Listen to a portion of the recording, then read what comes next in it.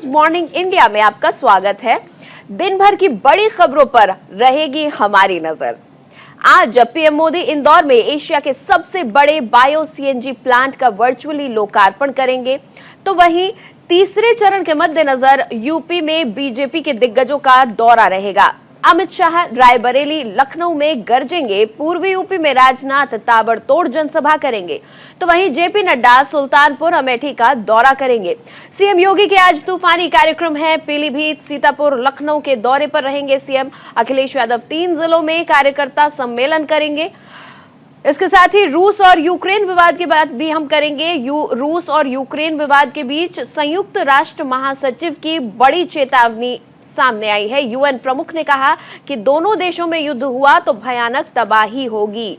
Ukraine विवाद पर अमेरिकी उपराष्ट्रपति कमला हैरिस ने बयान दिया है कि अमेरिका हर हाल में बाल्टिक देशों की रक्षा करेगा, चाहे परिणाम जो भी हो। हालांकि इन खबरों पर हमारी नजर बनी रहेगी, लेकिन उससे पहले इस वक्त एक बड़ी खबर हमारे पास आ रही है, तो उस खबर का हम रुख कर लेंगे। मॉस्को में पुतिन से मिले हैं बेलारूस के तानाशाह। यूक्रेन के मुद्दे पर लुकाशेंको पुतिन की मुलाकात। लुकाशेंको ने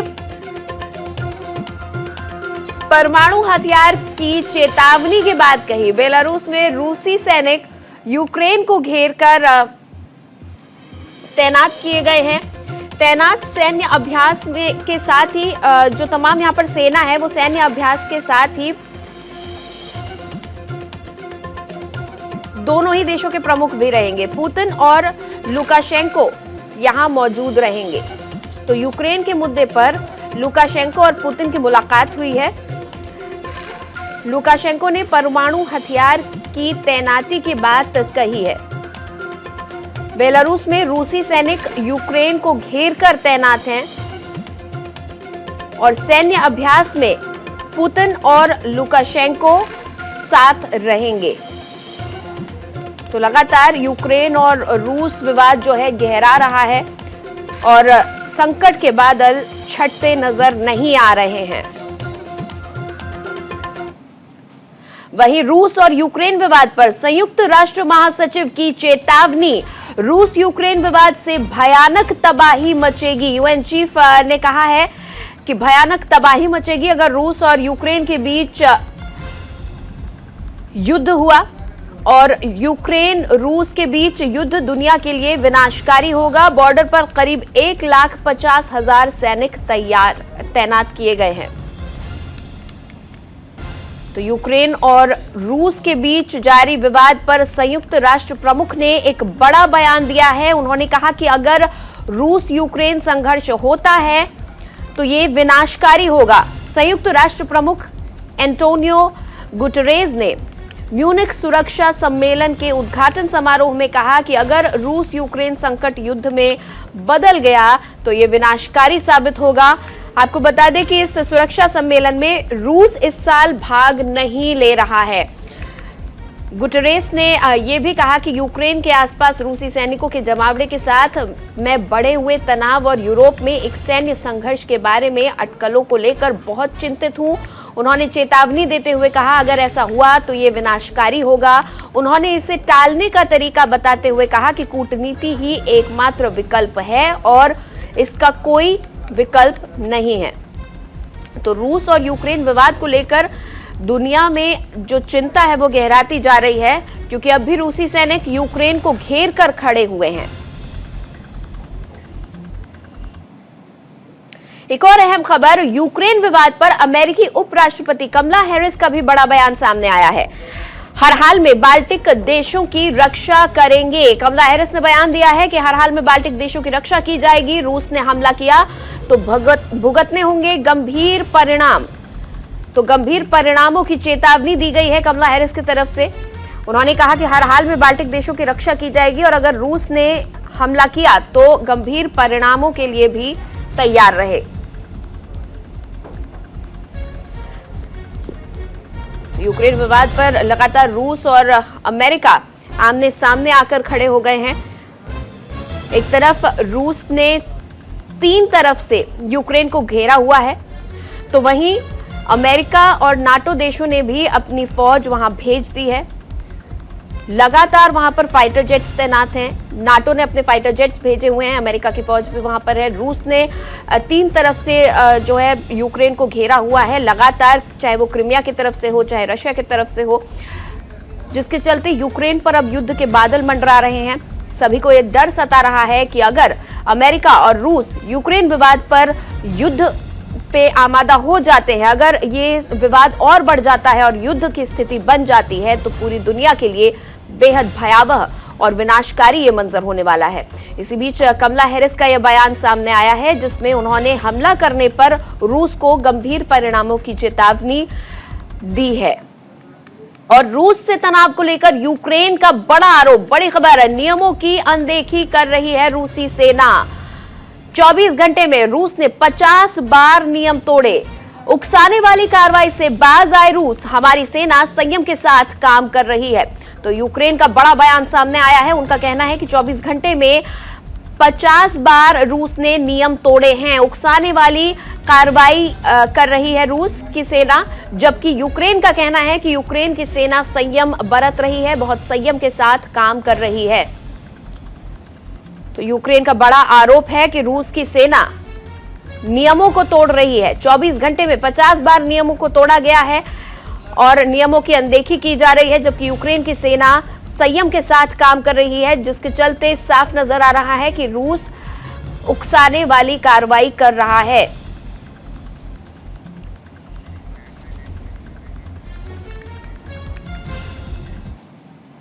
चलिए अगली खबर की तरफ बढ़ेंगे। मध्य प्रदेश को आज बड़ी सौगात मिलने वाली है। पीएम मोदी देंगे बड़ी सौगात। एशिया के सबसे बड़े सीएनजी प्लांट का लोकार्पण करेंगे। इंदौर में बायो सीएनजी प्लांट 15 महीने में बनकर तैयार। कचरे से बनेगी बायो सीएनजी गैस। रोजाना 17,500 किलोग्राम सीएनजी गैस का उत्पादन होगा। देश का सबसे बड़ा सीएनजी प्लांट इंदौर से संचालित होगा। देश में साफ सफाई की अगर बात करें तो इंदौर जो शहर है वो सबसे आगे है, नंबर 1 रहा है स्वच्छता के मामले में। और अब शहर के कचरे को भी ऊर्जा में बदल लिया गया है। इंदौर में अब एशिया का सबसे बड़ा बायो सीएनजी प्लांट बना है। इंदौर में करीब 300 बसें जल्द ही बायो सीएनजी से चलेंगी। प्रधानमंत्री नरेंद्र मोदी इस प्लांट का उद्घाटन करेंगे। इंदौर से नेमावर रोड पर देवगुराड़िया में कभी कचरा डंप होता था और आज यहां 15 एकड़ में 150 करोड़ की लागत से देश का सबसे बड़ा प्लांट लग रहा है। चलिए अगली अहम खबर, गृह मंत्री अमित शाह का आज यूपी दौरा। दोपहर 12:10 पर तिंदवारी में जनसभा करेंगे, तो दोपहर 1:50 पर ऊंचाहार में, शाम 3:15 पर रायबरेली सदर में होगी जनसभा और शाम 5:25 पर लखनऊ कैंट में प्रबुद्ध संवाद कार्यक्रम रखा गया है। तो उत्तर प्रदेश में जो मतदान चल रहा है उसके मद्देनजर आज अमित शाह का एक बार फिर उत्तर प्रदेश दौरा है। ताबड़तोड़ रैलियां, ताबड़तोड़ जनसभा करेंगे। गृह मंत्री अमित शाह आज यूपी के दौरे पर रहेंगे। आज लखनऊ कैंट भी वो जाएंगे, तिंदवारी भी जाएंगे। दोपहर 12:10 पर तिंदवारी में एक जनसभा को संबोधित करेंगे। इसके साथ ही दोपहर 1:50 पर ऊंचाहार में जनसभा करेंगे अमित शाह।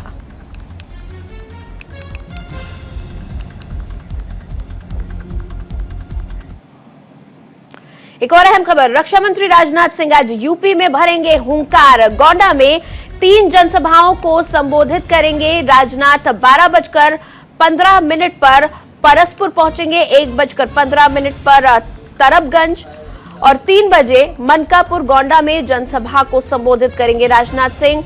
उसके बाद 4:45 पर त्रिवेणी नगर लखनऊ में जनसभा करेंगे और 6 बजे पत्रकारपुरम, 7 बजे अमीनाबाद चौराहे पर जनसभा को संबोधित करेंगे रक्षा मंत्री। तो रक्षा मंत्री भी आज ताबड़तोड़ जनसभाएं संबोधित करने वाले हैं उत्तर प्रदेश में। 6 बजे पत्रकारपुरम में होंगे रक्षा मंत्री राजनाथ सिंह और आज यूपी से भरेंगे हुंकार।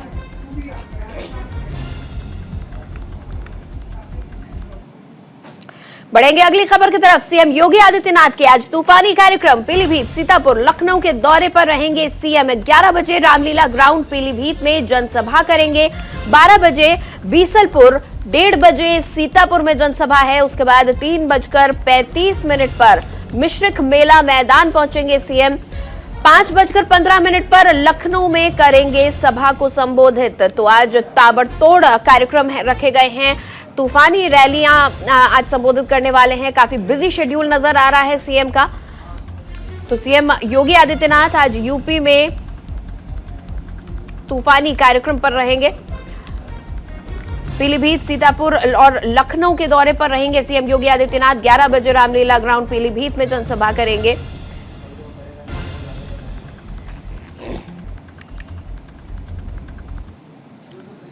वहीं अखिलेश यादव की भी बात कर लेते हैं। सपा अध्यक्ष अखिलेश यादव भी आज ताबड़तोड़ रैलियां करने वाले हैं। उत्तर प्रदेश चुनावों के मद्देनजर सपा के पक्ष में वोट मांगते हुए एक बार फिर अखिलेश यादव नजर आएंगे। सुबह 11:50 पर पीलीभीत में कार्यकर्ता सम्मेलन रखा गया है। 1:20 पर लखीमपुर खीरी में कार्यकर्ता सम्मेलन। दोपहर 2:30 बजे सीतापुर में कार्यकर्ता सम्मेलन है, जिसके बाद दोपहर 3:45 पर हरदोई में कार्यकर्ता सम्मेलन को संबोधित करेंगे। तो अखिलेश यादव आज अपने कार्यकर्ता सम्मेलन के लिए ताबड़तोड़ कार्यक्रम उनके आज रखे गए हैं।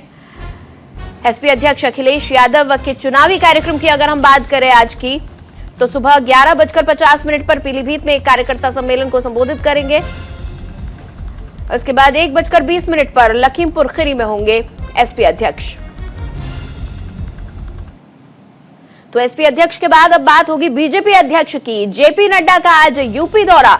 सुल्तानपुर और अमेठी में जनसभा को करेंगे संबोधित। 12 बजे खुर्शीद क्लब मैदान सुल्तानपुर में है जनसभा। 1:50 पर रणंजय इंटर कॉलेज गौरीगंज में जनसभा।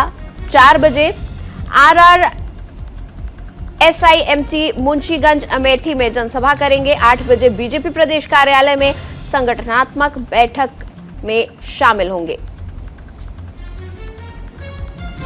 तो आज बीजेपी अध्यक्ष जेपी नड्डा भी यूपी के दौरे पर रहेंगे। 8 बजे बीजेपी प्रदेश कार्यालय में एक संगठनात्मक बैठक रखी गई है। इसके अलावा चुनावी रैलियां भी आज करने वाले हैं जेपी नड्डा उत्तर प्रदेश में।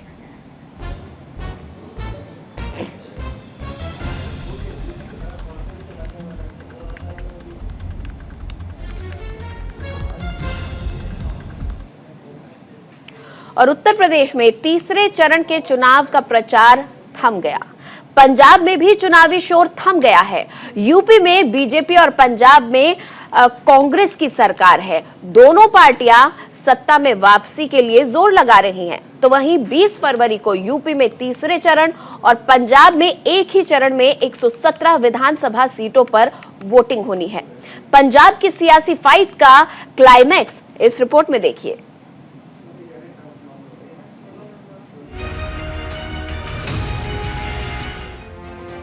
देश में चुनावी माहौल छाया हुआ है। सियासी दलों के बीच शह मात का खेल चालू है।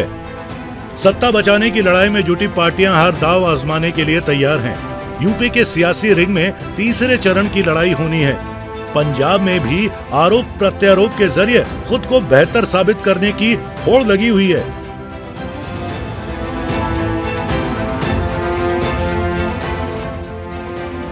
यूपी में तीसरे चरण और पंजाब में एक ही चरण में होने वाले चुनाव का प्रचार प्रसार थम गया है। अब सीधे 20 फरवरी को जनता प्रत्याशियों की किस्मत को ईवीएम में कैद करेगी। हालांकि वोटिंग से पहले तमाम राजनीतिक पार्टी एड़ी चोटी का जोर लगाने में लगी रही।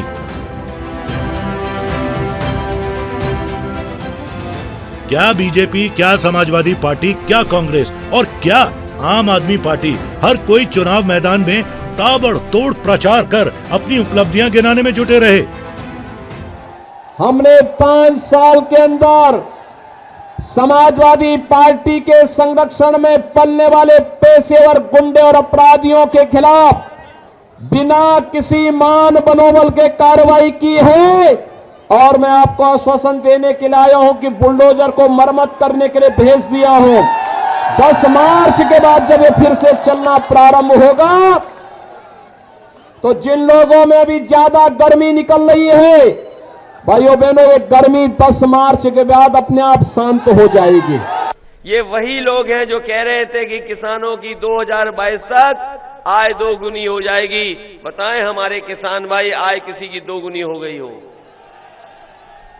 और जो सरकारी खरीद में जो कीमत मिलनी चाहिए थी आपकी फसल को, एमएसपी, ये सरकार एमएसपी भी नहीं दिलवा पाई। धान की लूट हो गई और कमाई आधी कर दी। महंगाई इतनी बड़ी है जिसकी कोई कल्पना नहीं कर सकता है। बताओ, डीजल पेट्रोल महंगा हो गया कि नहीं हो गया?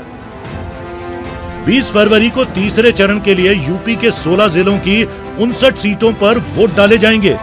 59 सीटों वाला तीसरा चरण हर पार्टी के लिए जरूरी है। जहां बीजेपी पिछली बार के प्रदर्शन को बरकरार रखना चाहती है, तो समाजवादी पार्टी 2012 के नतीजों को अपने पक्ष में लाना चाहती है। यानी तीसरे चरण की चुनौती बड़ी है, क्योंकि पहले दोनों चरणों के मुकाबले ये चुनाव ज्यादा जिलों में है।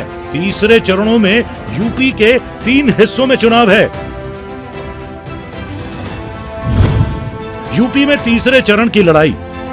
अवध, पश्चिमी यूपी, बुंदेलखंड रीजन में चुनाव। पश्चिमी यूपी के 5 जिलों की 19 विधानसभा सीटों पर चुनाव। फिरोजाबाद, मैनपुरी, एटा, कासगंज और हाथरस में मतदान। अवध रीजन में 6 जिलों की 27 विधानसभा सीटों पर चुनाव। कानपुर, कानपुर देहात, औरैया, फर्रुखाबाद, कन्नौज, इटावा में वोटिंग। बुंदेलखंड रीजन में 5 जिलों की 13 विधानसभा सीटों पर चुनाव। झांसी, जालौन, ललितपुर, हमीरपुर, महोबा जिले में मतदान। खास बात यह है कि यूपी के तीसरे चरण में जिन 16 जिलों में चुनाव होना है, उनमें से 9 जिले यादव बहुल्य आबादी वाले हैं। 2017 में 28 यादव बहुल्य सीटों के बावजूद एसपी सिर्फ 6 सीटें जीत पाई थी। सत्ता में रहते हुए यह समाजवादी पार्टी का सबसे खराब प्रदर्शन था। यही वजह है कि यादव बहुल्य जिले को साधने के लिए बीजेपी ब्रिगेड परिवारवाद पर निशाना साध रही है। पंजाब की बातें करें तो वहां 20 फरवरी को एक ही चरण में 117 विधानसभा सीटों पर वोटिंग होनी है, जिसको लेकर सभी पार्टियां एड़ी चोटी का जोर लगा रही हैं। रक्षा मंत्री राजनाथ सिंह ने जहां पटियाला में कैप्टन अमरिंदर सिंह के लिए प्रचार किया, तो आम आदमी पार्टी की तरफ से मनीष सिसोदिया ने मोर्चा संभाला और अमृतसर में बाइक रैली निकाली। यही नहीं, पंजाब कांग्रेस अध्यक्ष नवजोत सिंह सिद्धू चरणजीत सिंह चन्नी के साथ हाथ में हाथ डालकर प्रचार करते दिखे। पंजाब से एक स्टालवर्ड, पंजाब के बड़ी पर्सनालिटी, जिसने की हुकूमत भी चलाई है, पूरी ऑनेस्टी के साथ चलाई है। कोई माकाला कांग्रेस के ऊपर करप्शन का चार्ज लगा सकता है, लेकिन कैप्टन अमरिंदर सिंह के ऊपर करप्शन का चार्ज नहीं लगा सकता। भारतीय जनता पार्टी ऐसे ही लोगों को सेलेक्ट करती है, ऐसे ही लोगों को अपने सिर पर बैठाती है। यूपी में जैसे एक एक चरण खत्म हो रहे हैं, प्रदेश की लड़ाई और दिलचस्प होती जा रही है। सियासतदान किसी भी तरह अपने वोटरों को लुभाने में लगे हैं, तो पंजाब में भी सत्ताधारी कांग्रेस से लेकर आम आदमी पार्टी, बीजेपी और शिरोमणि अकाली दल मतदाताओं को आकर्षित करने में लगे हैं। हर पार्टी चुनावी बिसात बिछाने में लगी है। हालांकि इस रण में किसकी जय होगी और किसकी मात, ये तो 10 मार्च को नतीजे ही बताएंगे। Bureau report, news India. और अब बात कर लेते हैं इस वक्त की एक बड़ी खबर की। यूपी में 21 फरवरी से शक्ति यात्राएं निकालेगी कांग्रेस। सभी विधानसभा क्षेत्रों में शक्ति यात्रा का आयोजन होगा। 8 मार्च को अंतर्राष्ट्रीय महिला दिवस पर बड़ा कार्यक्रम रखा गया है। लखनऊ में 1 लाख महिलाओं के मार्च का आयोजन किया गया है। तो 8 मार्च को अंतर्राष्ट्रीय महिला दिवस के मौके पर एक बड़े कार्यक्रम का आयोजन किया जाएगा। यूपी में कांग्रेस जो है 21 फरवरी से शक्ति यात्राएं निकालने जा रही है। 21 फरवरी से उत्तर प्रदेश में शक्ति यात्राएं निकालेगी कांग्रेस और सभी विधानसभा क्षेत्रों में ये शक्ति यात्रा का आयोजन होगा। 8 मार्च को इंटरनेशनल विमेंस डे के मौके पर एक बड़ा कार्यक्रम रखा गया है। 1 लाख महिलाओं के मार्च का आयोजन किया जाएगा लखनऊ में।